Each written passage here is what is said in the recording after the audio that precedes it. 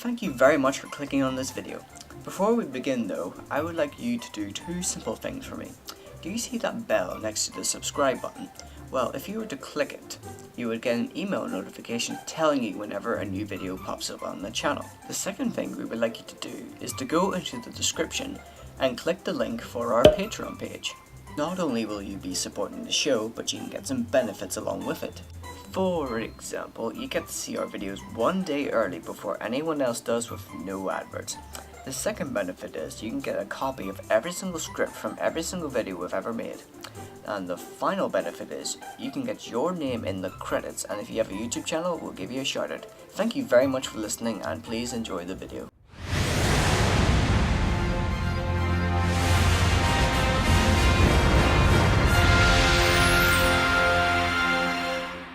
Hello, I'm the Cap. And I'm the Cap. And together, we're the Cat and the Cap. And today, we're going to take a break from Harry Potter stuff, and hopefully, the Ministry won't hunt us down. Which they probably will.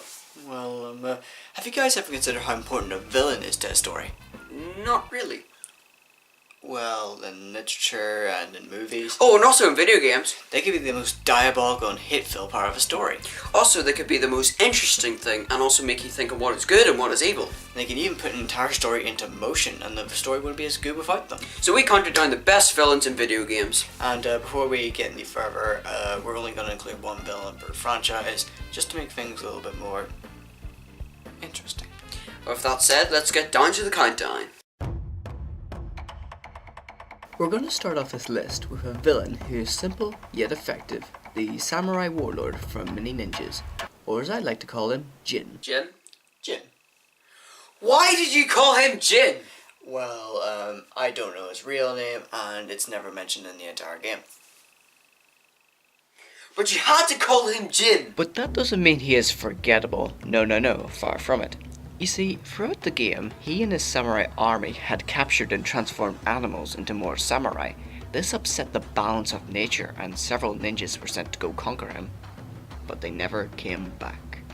The very last ninja hero was sent to conquer his strongholds and the warlord himself, which is quite a daunting task considering you're just one ninja against these beasts and warriors who are years ahead in terms of experience and magical power.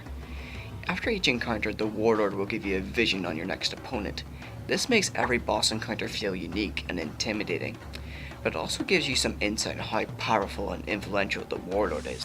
Even when you finally reach his stronghold, even when it's crawling with tough enemies, he uses the entire building against you before you even get to face him.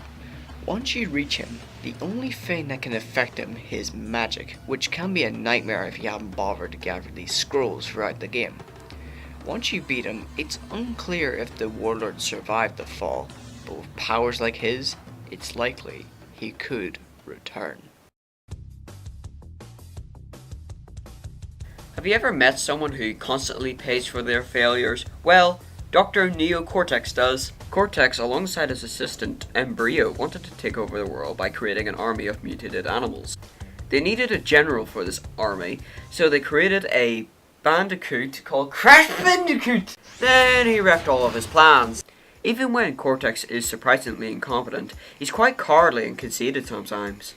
Although he can be funny, he has charmed him like Skeletor or Bowser. Oh, and this line is priceless. Defeated again. This is not fair. Maybe I should retire to a nice big beach with a nice big drink and a woman with nice big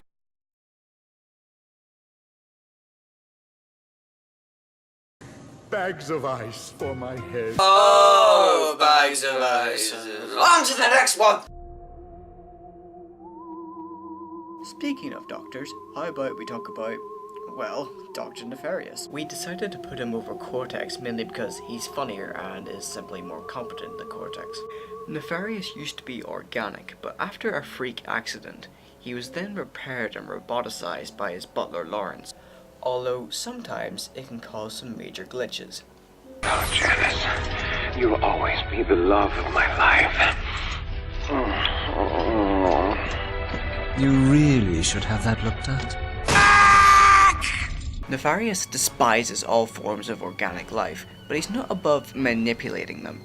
Races like the Fongoids, whenever he went to live with them, he converted their entire planet into an outpost. The Valkyries, and even the powerful Guardians of Time, the Zoni. I had considered putting Tachyon from Tools of Destruction on here, but Nefarious has been in more games and has a greater history with his nemesis, Ratchet and Clank. He's egomaniacal, he's manipulative. He's done right. Nefarious.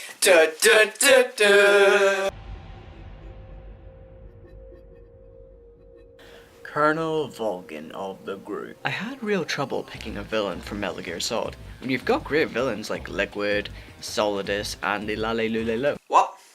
The Lalelulelo.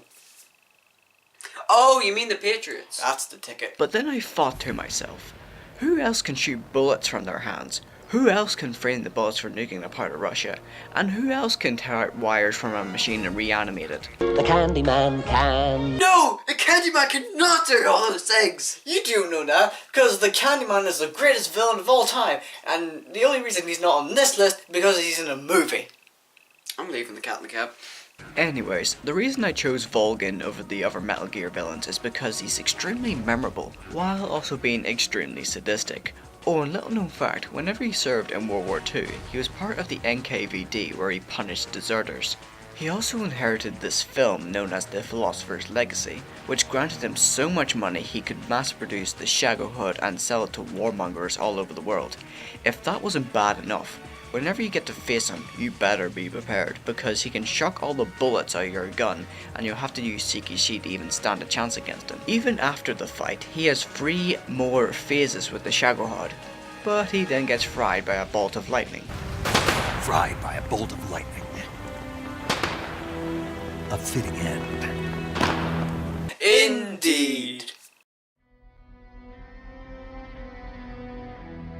Speaking of people with electric powers, who remembers Infamous for PS3? Well, I certainly do, and there's always someone who sticks in my mind even after I've stopped playing. Kessler, the supposed leader of this group known as the First Sons, a shadowy group who has an interest in ESP and the development of the Ray Sphere, the device that gave Cole, the protagonist, his powers. He also seems to have a firm interest in Cole, more so than the other gang leaders, and supposedly train you by capturing and killing people closest to Cole. This lets both the player and Cole hate Kessler, which makes the final battle with him more brutal and satisfying. But as it turns out, Kessler is Cole. What? I'll explain. Well, more specifically, Kessler is Cole from the future. In his time, a terrible being known as the Beast was tearing the world apart. He could have fought the Beast with his powers, but he fled with his family. But the Beast caught up with him and slaughtered his entire family. With nothing to lose, Kessler used his most dangerous power to travel back in time, to seize control of the First Sons and develop the Ray Sphere, to make Cole strong enough to defeat the Beast. Kessler is a good example of a villain who does the wrong things for the right reasons. Now, when it comes to villains in Pokemon games, they aren't particularly threatening whenever you have a level 100 Charizard or what have you on your side. Team Rocket are essentially glorified dog nappers. Team Plasma are basically animal rights activists. Team Magma and Aqua are at least environmental terrorists, which is a little bit better. Still have no idea what Team Flare want to do though. The only team I found legitimately intimidating was Team Galactic. Their goal isn't just to steal Pokemon and use them for evil, no. They want to gather the power from Palkia and Dialga, the Pokemon that control space and time to create an entire universe to themselves and shatter the real world. Oh dear. And the man who established Team Galactic and spearheaded this plan was Cyrus. Cyrus is a cold and calculating sort of a person, who hates incompletion and is willing to do whatever it takes to fulfill his goals. I also like the fact that throughout the game we actually encounter him several times, so he's not just sprung out at us near the end. He also has a fondness for Dark-type Pokemon. I wonder why. Imagine this. You just survived a plane crash, and you happen to see a lighthouse in the distance. Inside this lighthouse is an elevator that takes you down underwater to the city known as Rapture. A city free from society and norms and rules. A city fit for the best in society. People like scientists and artists. Who can make a city like this? Well, a man named Andrew Ryan, of course. But it's just too good to be true. The citizens of Rapture have been twisted by a substance known as Atom, which has twisted their minds and DNA. But don't worry, because you have someone who's kind enough to guide you through the city. His name is Atlas, and he has an Irish accent. I don't know how you survived that plane crash, but I've never been one to question Providence. I'm Atlas, and I aim to keep you alive. So naturally, you get to trust Atlas the more you play, and you're given more of a reason to take down Andrew Ryan. But once you finally reach him, it turns out that someone else was pulling the strings. Atlas, or should we say Fontaine, brainwashed your character to respond to the words, "Would you kindly," which he has said to you throughout the entire game. Kindly? Would you kindly get this? Would you kindly find that? Would you kindly find that? Would you kindly find? Would you kindly get this? Now, with the other villains we discussed in this video, they were diabolical. But their evil intentions were clear from the very start. Atlas was different. You trusted him. At least at the end, you get to put him back in his place with the help of the little sisters, the slimy git. It was all a lie. There's nothing wrong with you. Nice of you to say, but you of all people should know there's plenty wrong with me. Batman has faced many dangerous psychopaths in his career, like Mr. Freeze, the Penguin, Poison Ivy, but none of them are as dangerous, deranged, devious, or as funny as the Joker. Now, I'm leaning more towards his incarnation in the Batman Arkham games, because I haven't read the comics. Or you can't read. But regardless, in the games he manages to take over Arkham Asylum and mutate his men into rampaging behemoths. This doesn't go well once Batman gets through him. In the next game, Arkham City, he is terribly sick and he ends up dying. But not even death can stop him from putting on a show. I'm stuck in your head and I'm laughing. Ah!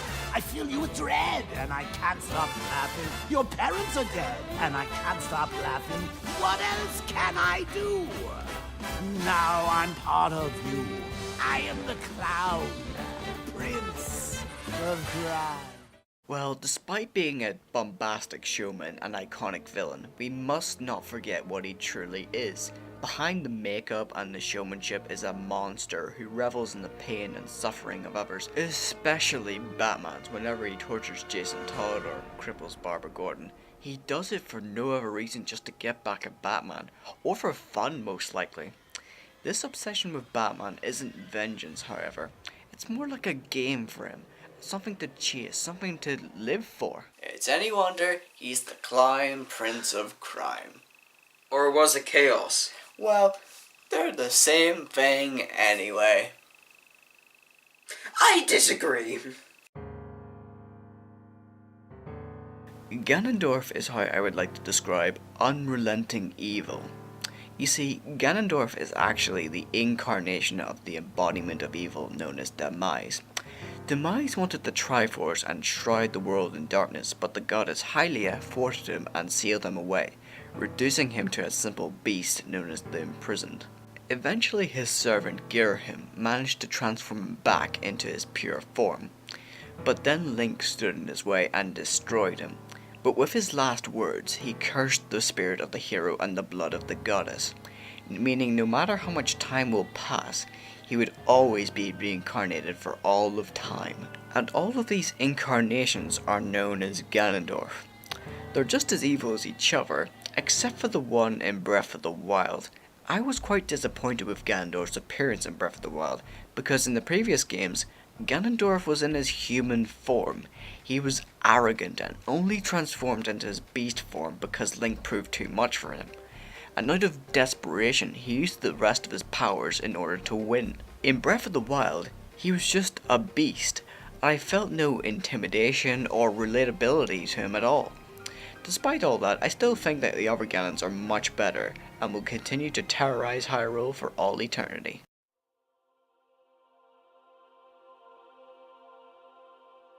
Here we are, at number 1. And you're probably wondering on who we've chosen for number 1. Well, it'll seem very familiar to you, as we think the greatest villain in video games is you. I say this because even though you've taken down every other villain on this list, have you ever considered how many people you've killed in the process, be it innocent bystanders or evil minions? Secondly, in some games whenever your choices matter, You can choose to massacre everyone. You can choose to lie. You can choose to manipulate. You can choose to make the world worse off than it already is. All under the guise of grinding for EXP or they're the bad guys. What's even worse, thanks to save states, choices can be rewritten, and certain characters can come back to life just because you like them better. In fact, you could do worse things than any of these villains on this list. Yes, but at the same time, you could be the hero. You can inspire, you can protect. It's all up to you. But the greatest villain in video games is still whenever the player decides to be the villain.